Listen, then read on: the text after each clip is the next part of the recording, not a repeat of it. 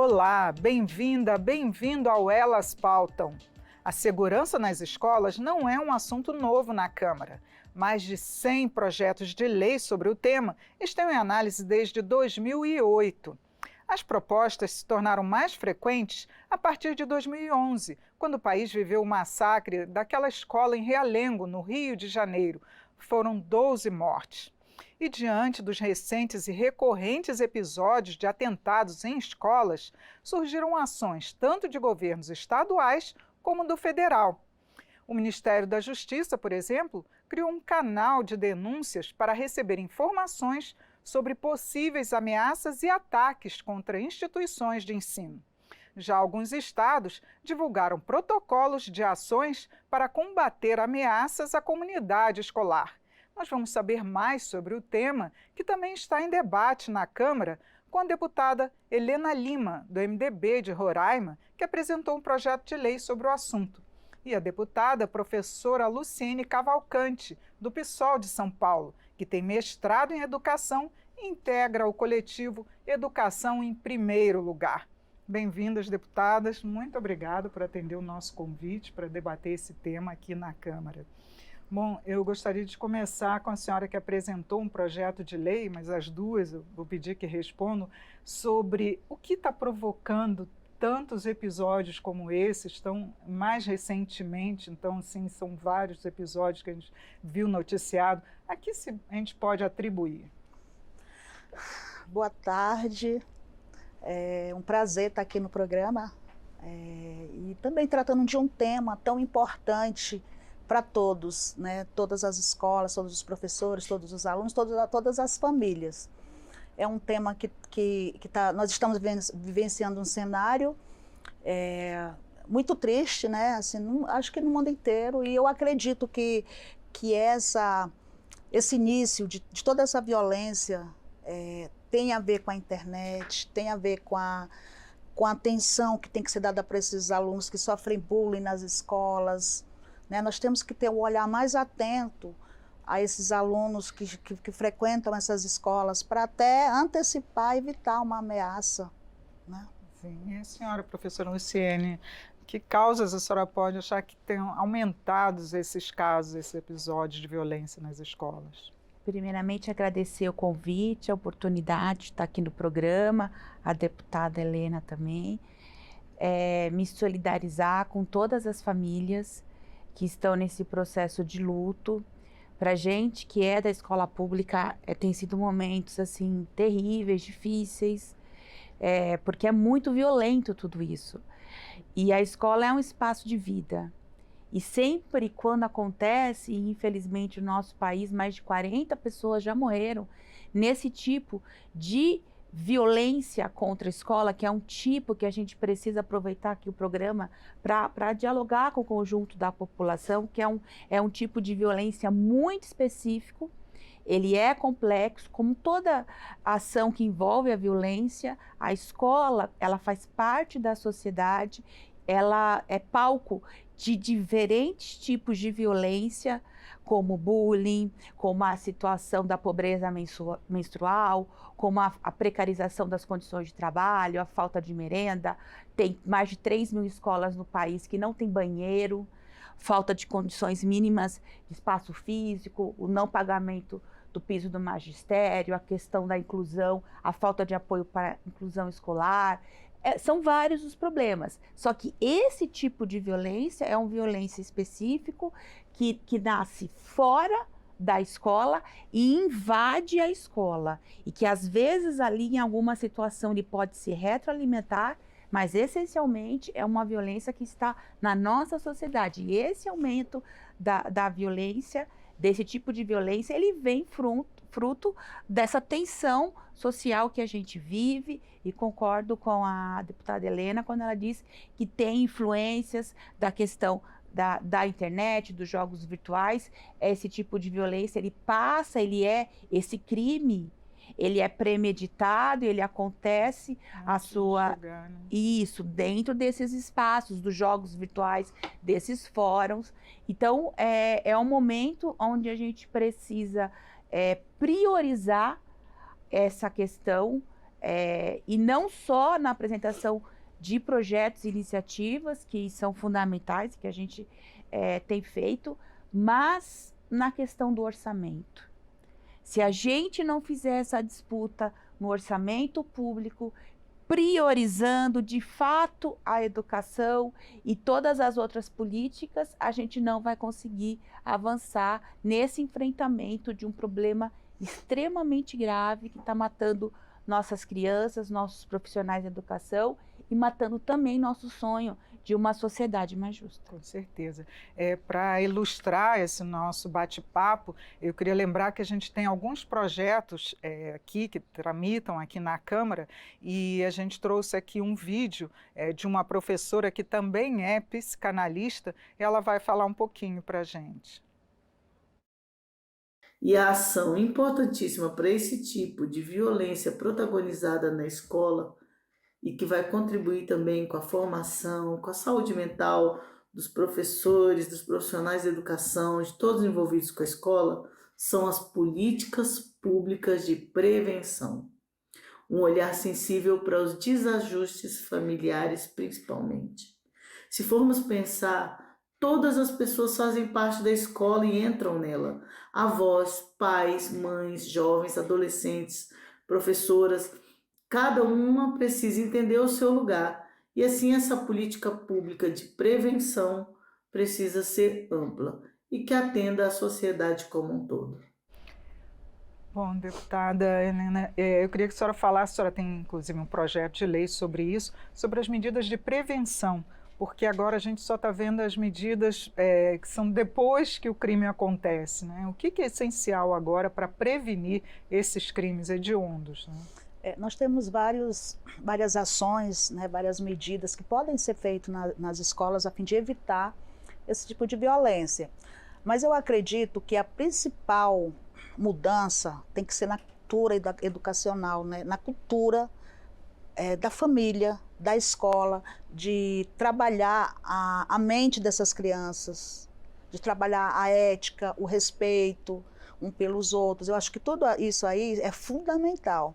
Porque hoje as medidas paliativas de colocar sensores na entrada das escolas, aumentar o policiamento, colocar segurança, ajuda é uma medida, é uma ação para esse momento urgente que nós estamos precisando, né? Câmeras nas escolas também podem ser colocadas. Tudo isso aí evita e muito, mas nós precisamos também trabalhar a parte psicológica dessas crianças, dos professores, das famílias, para que todas elas criem essa cultura da prevenção, né, de realmente evitar esse tipo de violência na escola. Eu acho que só a junção disso aí, mudando a cultura, é que vai realmente resolver, vai na raiz do problema, que é o que nós precisamos chegar. Sim. Professora Luciene, professor Daniel Cara, né, que tem o Todos pela Educação, que ele participa, ele chegou a fazer um relatório logo no início do governo, mostrando ações que deveriam ser implementadas em nível nacional para prevenir, para evitar. O que a senhora sugere? A senhora já tem algumas propostas nessa área? Podia contar para a gente? Sim, só explicando que o Daniel, ele faz parte da coordenação da Campanha Nacional pelo Direito à Educação. Sim, é isso. E hoje ele é professor da Universidade de São Paulo. E esse relatório, ele é muito importante porque ele traz uma série de estudos sobre esse tipo específico de violência, da violência contra a escola. E ali eles vão tecer, baseado em dados e pesquisas, em experiências de outros países, o que pode ser formulado e pensado de políticas públicas. E entre essas ações está exatamente isso que a deputada Helena coloca, que é a questão do investimento no projeto político da escola, da autonomia, da gestão democrática, entendendo aquele território, quais são as demandas daquela escola específica. E isso é muito importante. Mas, além disso, a gente precisa ter também, segundo esse relatório, a fiscalização, o mapeamento, o controle das mídias sociais, no sentido de que, nós sejamos capazes, a polícia investigativa seja capaz de identificar a movimentação desses grupos que ficam capturando nossas crianças e adolescentes e os convencendo dessa ideia de que eles precisam matar pessoas por características específicas que estão ligadas a ideologias fascistas. Então, o mapeamento desses grupos que existem, né, no pântano da internet, da deep web, em fóruns, a gente precisa da responsabilização dessas plataformas, e o Brasil tem um déficit que é histórico da polícia investigativa. A gente não tem um investimento. Por exemplo, o estado de São Paulo, que é o estado que eu represento, não tem uma delegacia para crimes cibernéticos, exceto se o crime for financeiro. Para os demais crimes, a polícia comum não tem meios de fazer essa investigação. Então, a gente precisa ter um investimento na questão da segurança pública, mas a gente precisa da rede de proteção social das crianças funcionando, que é o serviço articulado junto com os conselhos tutelares, com os centros de referências de assistência social, com a unidade básica de saúde. A gente precisa ter essa integração para que aquela criança, aquele adolescente, aquele estudante seja visto na sua inteireza, na sua integralidade e seja atendido, porque se você não conseguir atingir isso, a gente não consegue fazer a nossa missão, que é a missão de propiciar que todos os alunos tenham acesso ao currículo. Então, essa questão da rede de segurança de proteção, junto com a questão da investigação e o retorno urgente e imediato de disciplinas que vão desenvolver, junto com os nossos alunos, a capacidade crítica, de empatia, de ética, né? A gente precisa retornar, que foram justamente as disciplinas que foram retiradas com a farsa, do que a gente chama uma farsa do novo ensino médio, que diminui sociologia, filosofia. Então, essas disciplinas são fundamentais dentro do currículo para a gente ter isso que a deputada Helena coloca, dessa mudança da nossa cultura para uma cultura de paz. Sim. Agora, deputada Helena, a regulamentação das mídias sociais estava sendo muito criticada, dizendo-se que era uma forma de censura. Mas agora os governadores estão até defendendo uma punição severa para essas mídias que permitem a disseminação desses grupos, né, que atraem esses jovens. A senhora acredita que realmente deve ser apresentada alguma proposta para essa punição? Eu acredito que sim. Né? Essa rede de proteção que a deputada Luciene falou, ela é muito, muito importante. Monitoramento constante, serviços de inteligência, né? Para identificar, que são meios de prevenção. Nós temos que trabalhar tudo isso da forma preventiva, porque depois que acontece, né, a gente só o que pode fazer é usar para evitar outros casos.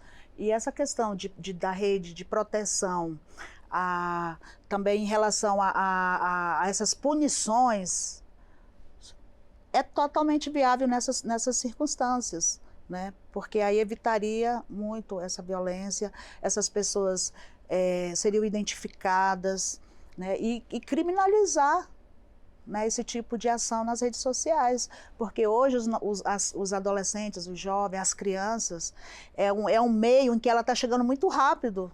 Né? A criança hoje com 5 aninhos, ela sabe manipular um celular muito mais do que nós que temos 40, 50 anos. Né? Então, tudo isso aí chega e às vezes os pais não têm condições de acompanhar diariamente o que as crianças estão em casa fazendo. Né?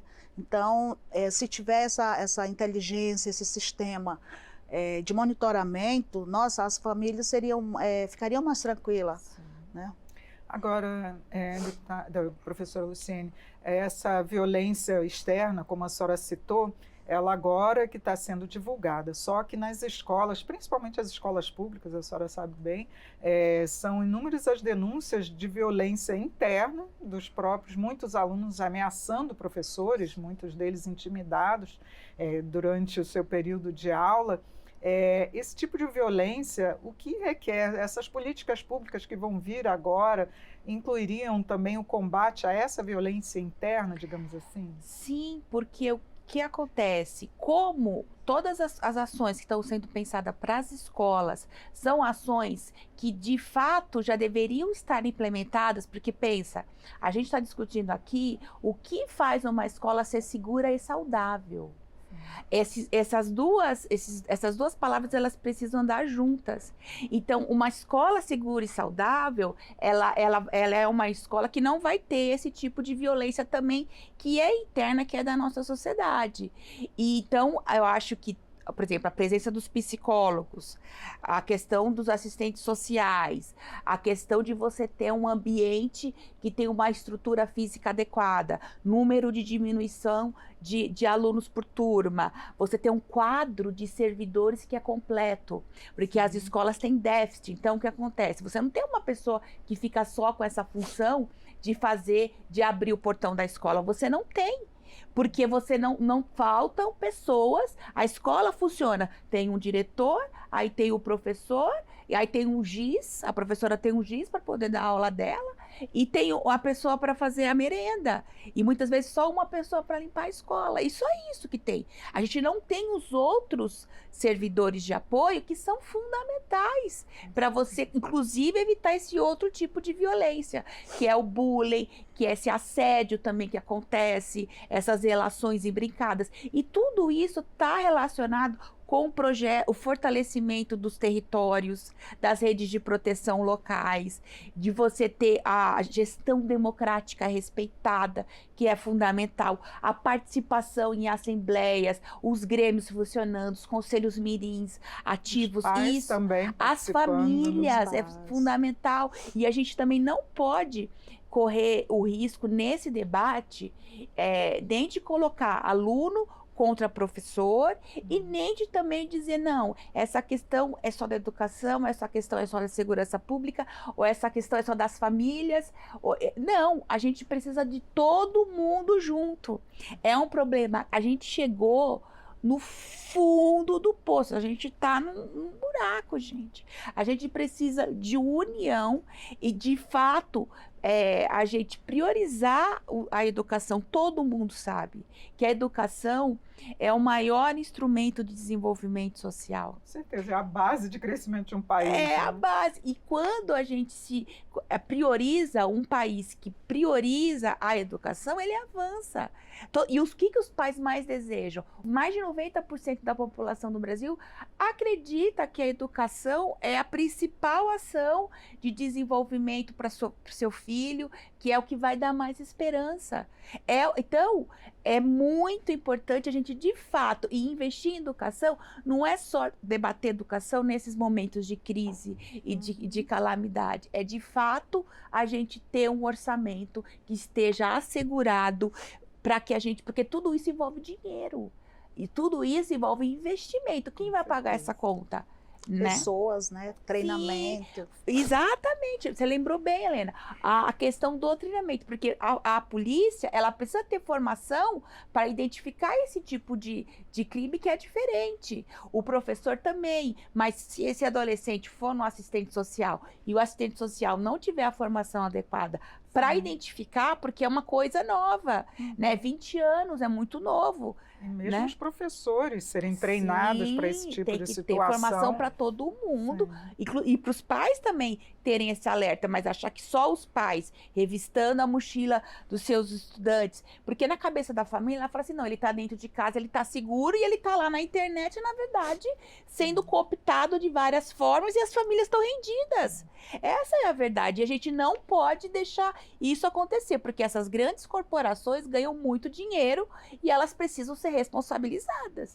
Agora, professora Helena, a senhora, como é da região norte do país, eu queria que a senhora avaliasse também, porque algumas medidas estão sendo pensadas, faladas em termos nacionais, mas seria necessário que essas medidas fossem regionais, locais, para poder atender conforme a cultura da região? Sim, cada região tem peculiaridades, né? Nós da região norte, por exemplo, como professora, que já fui durante muitos anos, a gente já imagina lá na frente, porque hoje o aluno ele desrespeita o professor. o professor denuncia para a coordenação, para o diretor, não é feito já aquele trabalho, né? Então, a consequência, hoje ele agride verbalmente, amanhã ele falta a aula, enfrenta o professor, lá na frente ele vai dar um tapa no professor.